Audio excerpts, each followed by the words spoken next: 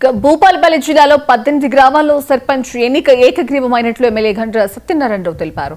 ఈ సందర్భంగా ఎన్నికైన సర్పంచ్లను ఎమ్మెల్యే క్యాంపు కార్యాలయంలో సన్మానించారు. అనంతరం ఆయన మాట్లాడుతూ కాంగ్రెస్ ప్రభుత్వం చేస్తున్న అభివృద్ధిని చూసి ప్రజలు సర్పంచ్లను ఏకగ్రీవంగా ఎన్నుకుంటున్నారని అన్నారు. ఎన్నికల లోపు మరికొన్ని గ్రామాల్లో సర్పంచ్ల ఎన్నిక ఏకగ్రీవమవుతోందని ఆయన ఆశాభావం వ్యక్తం చేశారు.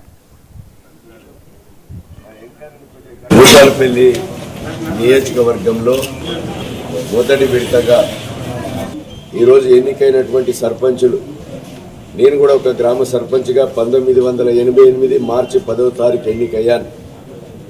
నేడు ఈరోజు ఒక జడ్పీటీసీగా, నేడు ఈరోజు భూపాలపల్లి శాసనసభ సభ్యునిగా ఎన్నికయ్యాను.